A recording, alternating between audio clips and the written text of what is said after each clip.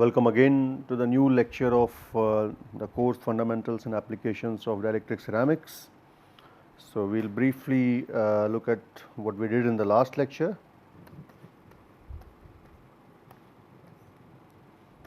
So, in the last lecture we learnt about details of mechanism of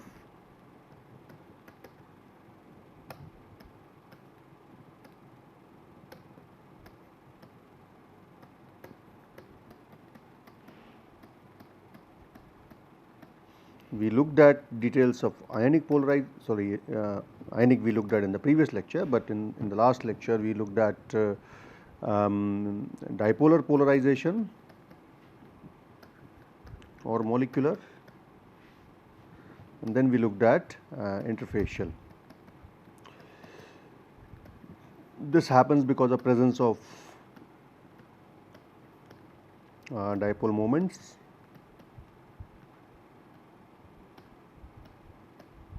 at E is equal to 0, molecular dipole moments, let us say. So, this is basically in polar materials, right. And then we have interfacial, which is due to presence of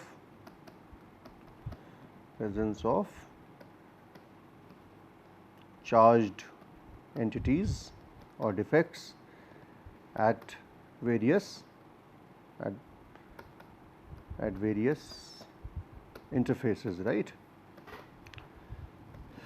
Now, because of masses of entities involved and they are frequency dependent. So, some are sluggish, some are faster, and as a result they have a very strong frequency dependence. So, as we saw in the last lecture that our dielectric constant varies something like this. So, sort of rough plot.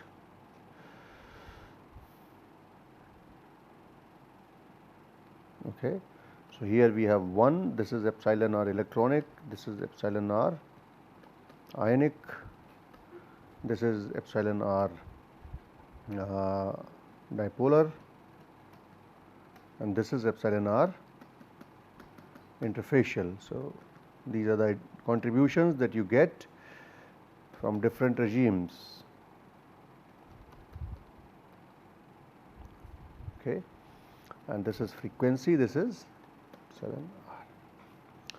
So, this is what we should get ideally for every material. If you have only gases, you will only see this part. So, if you wanted to draw only for gas, you will have only this, or a monatomic solid, you may have some, sorry,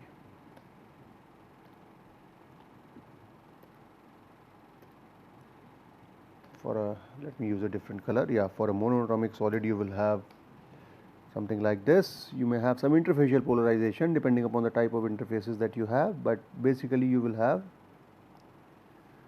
this,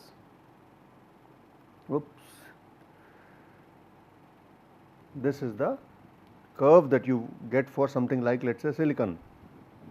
Okay. If you wanted to have something like NaCl or MgO, you may have something like this.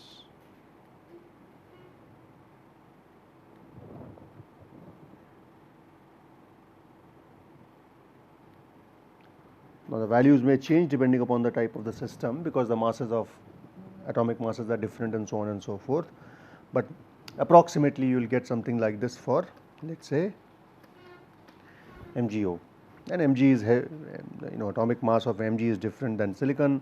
As a result, there will be some changes in the values with respect to 1, but let us ignore that right now. For something like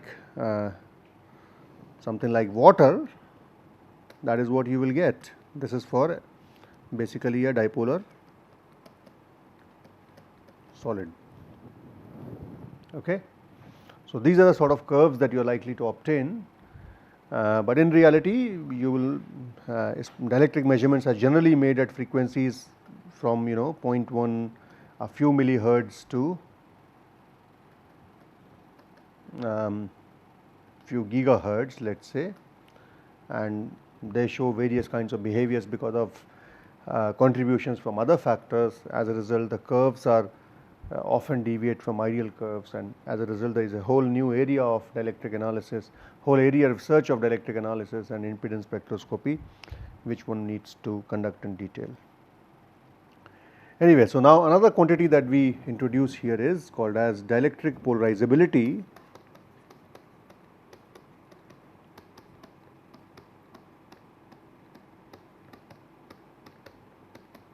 Basically, dielectric polarizability is ability of a dielectric material to polarize. Okay, so higher the dielectric polarizability,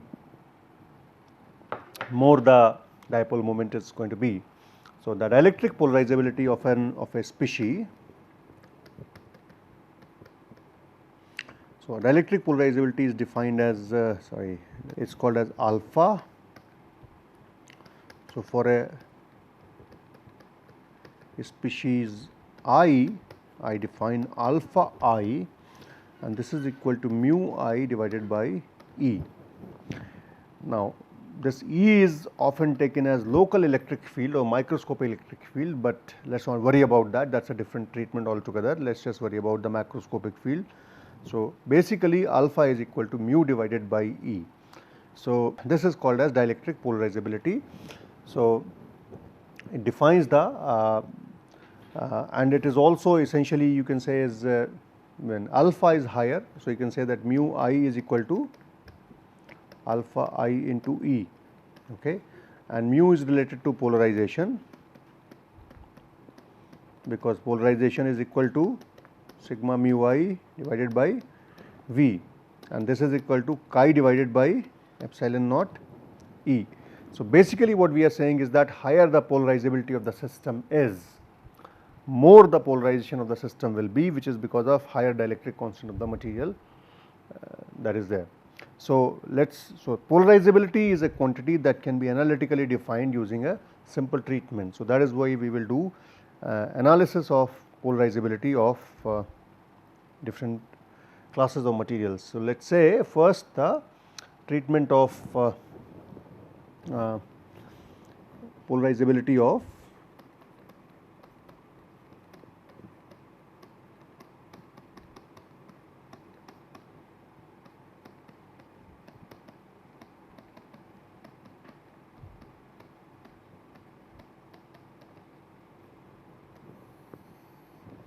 electronic polarization. Okay.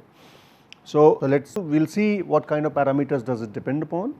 So let us first bring a let us make a simple picture. So we have a nucleus which is of some charge, and then center of the nuclear charge, let us say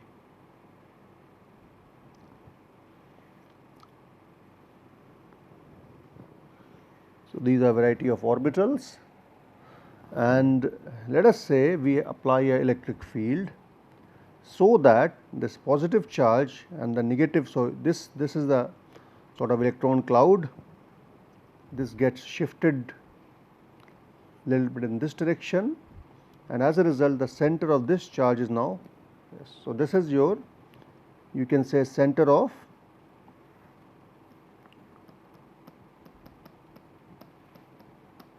electron cloud, and this is center of positive charge. This is basically nucleus, right. So this is plus Q and this is minus Q. So when electric field is not equal to 0, then we separate these two by a magnitude delta, and you have a corresponding dipole moment, right. There is a dipole moment that is created between the two entities. So upon application of electric field E,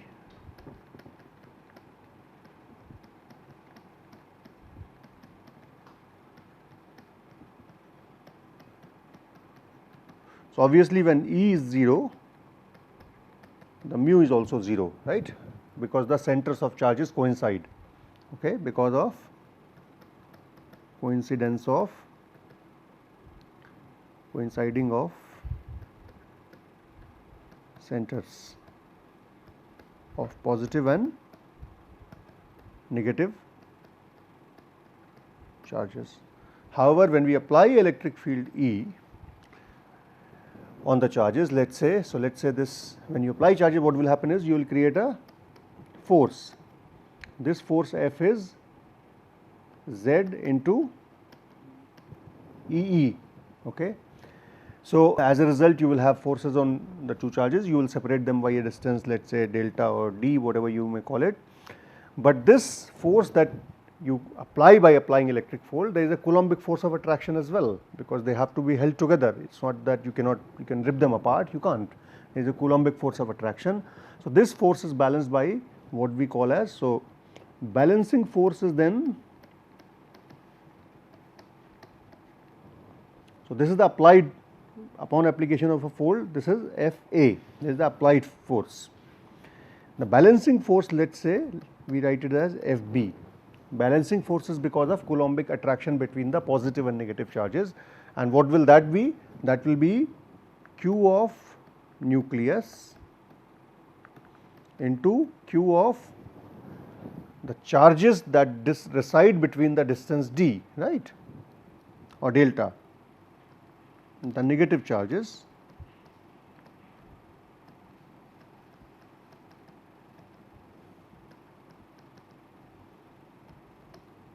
within delta, divided by 4 pi epsilon naught into delta square.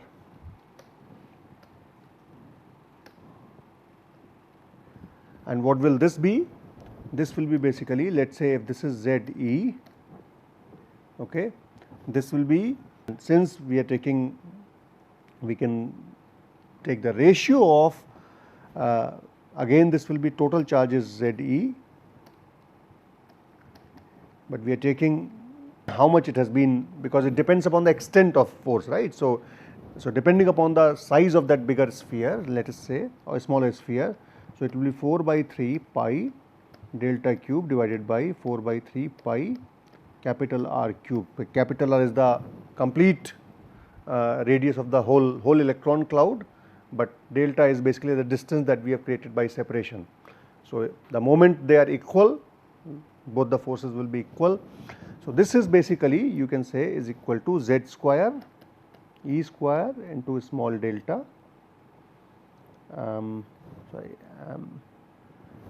and this is divided by 4 pi epsilon naught delta square. So if you do the maths, you will have Z square E square 4 by 3 pi, these will cancel each other, you will have delta divided by 4 pi epsilon naught into R cube. This is the expression that we will get. So let us say there is a equilibrium separation. So at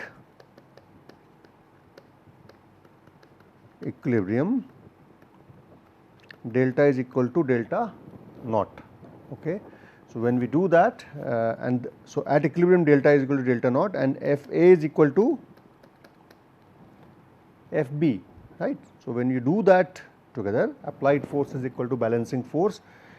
By balancing the two forces, we can find out, we can determine delta naught is equal to 4 pi epsilon naught into R cube into E divided by Z E. So you can calculate now the dipole moment. Dipole moment is equal to, basically we said it's equal to basically alpha E into E. So what is alpha E? Alpha E is 4 pi epsilon naught. So this is, sorry, mu is also equal to ZE into delta, right. So you have to write it ZE into delta, and delta is delta naught, right. So now when you balance it, you will get alpha E expression, which is 4 pi epsilon naught into R cube. So what it tells you is that for a given atom, the atomic polarizability depends only on the radius of atom. So alpha E is basically proportional to R cube. This is a constant, this is a constant, only R is the variable. So, bigger the atom is, more polarizable the atom is, which makes sense, because for smaller atoms the electron cloud is closer with respect to nucleus, whereas for bigger atoms the Coulombic force of balancing Coulombic forces is smaller. As a result, they are more polarizable. The electrons can shift or can get polarized to longer distances as compared to easily as compared to for smaller atoms. And correspondingly, if you say the dipole density was n, then P will be equal to 4 pi epsilon naught into n into r cube into E, if n is equal to dipole density, which is number of dipoles per unit volume. Okay. So, basically we are saying, so we can get from this, we can get so alpha E is 4 pi epsilon r cube. You can also determine chi E, which is 4 pi n into r cube. So, bigger the atom is, higher the polarizability of a atom is. So, this is the take home message from this, and then we can now see the few values. For example, if you look at halogens, you look at alkali metals. So, for halogen, fluorine is 1.2 into 10 to the power minus 10 to the power 24 centimeter cube. Chlorine is 3 into similar value. Bromine is 4.5 into, and sorry, iodine is 7 into similar value. So, you can see that it goes as size of the atom. Fluorine is the smallest atom, chlorine, iodine is the biggest atom, and it scales with. Similarly, for alkali metals, if you go from lithium to, let us say, sodium to potassium, lithium has a value of 0.03 into 10 to the power 24, same unit, and then 0.3 and then 0.9. Okay. Polarizability is alpha.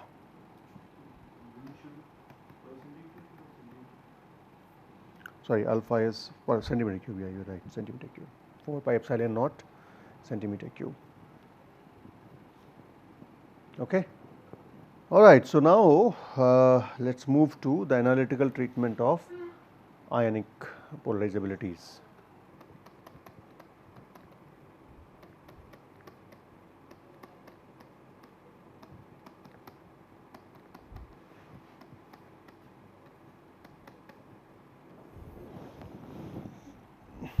Now, in case of ionic polarizability, we adopt a slightly different picture.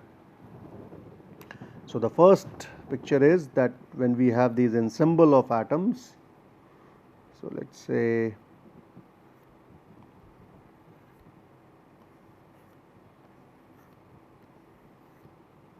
and in between we have these smaller atoms sitting. Okay. And so, if you look at the value of mu, so this is, let us say, negative, this is positive, this is negative, this is positive, negative, and in between we will have these ions, negative. So, this will be essentially positive, this is positive, this is positive, positive, positive, and then we have negative, negative, negative. So, the dipole moments essentially will cancel out. You will have one in this direction, another in this direction. So, when E is equal to 0, the mu is equal to 0. Okay. Now, you change the picture a little bit. So, you let us say E is not equal to 0. If E is not equal to 0, that means you will polarize some parts more with respect to another. So, there is a possibility you might create a scenario something like that. So,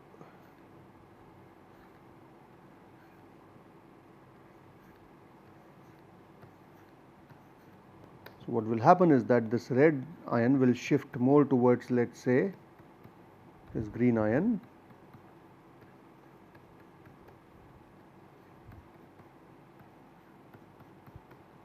So as a result, you can see that. So this is red is positive. So essentially there is a dipole moment in this direction, another dipole moment is in this direction. So mu 1 and mu 2, they are not equal to each other, okay, because of separation differences.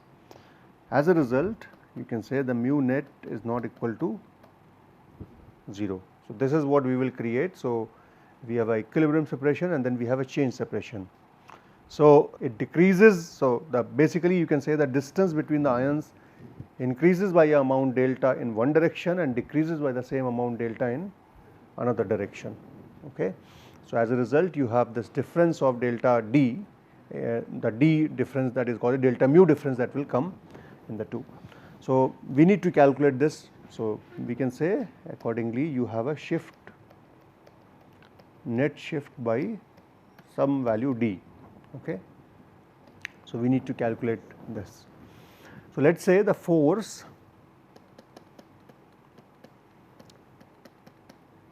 F1, which increases the distance between two ions, is basically, so when you apply electric field you create a force F1. So upon application of electric field, we separate these ions. So as a result, you will have F1 is equal to Q into E. So this is the force that is caused, which causes the separation. But at the same time, if you imagine that these ions are connected to each other by springs, right, there will be a restoring force. So the restoring force will be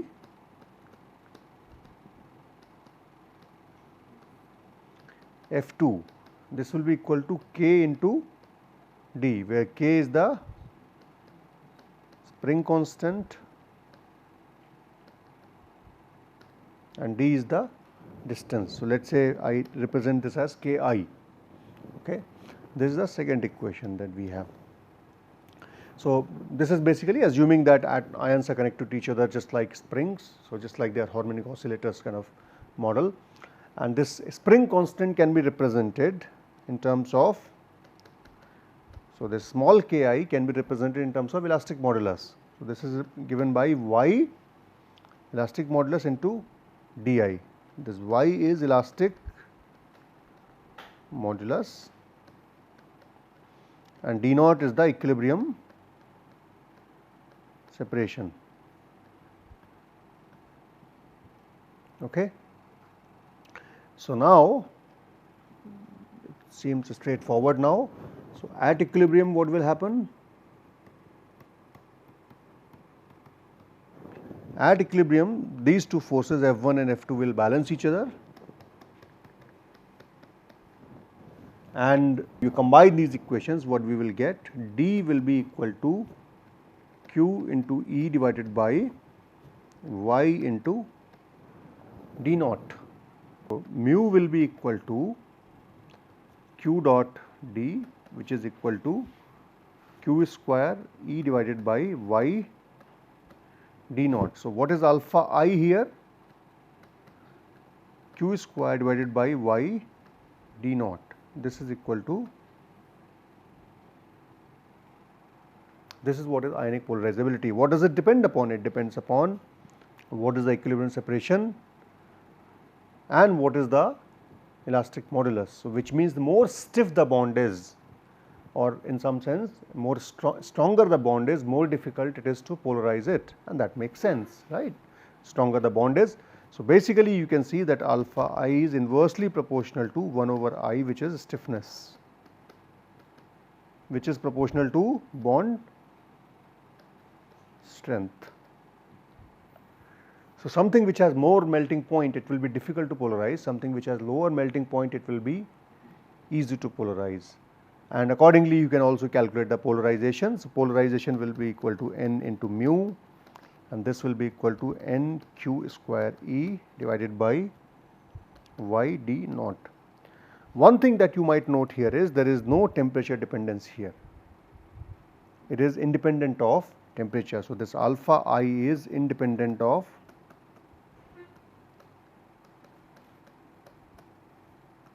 temperature. Similarly, in the previous case we saw this is also independent of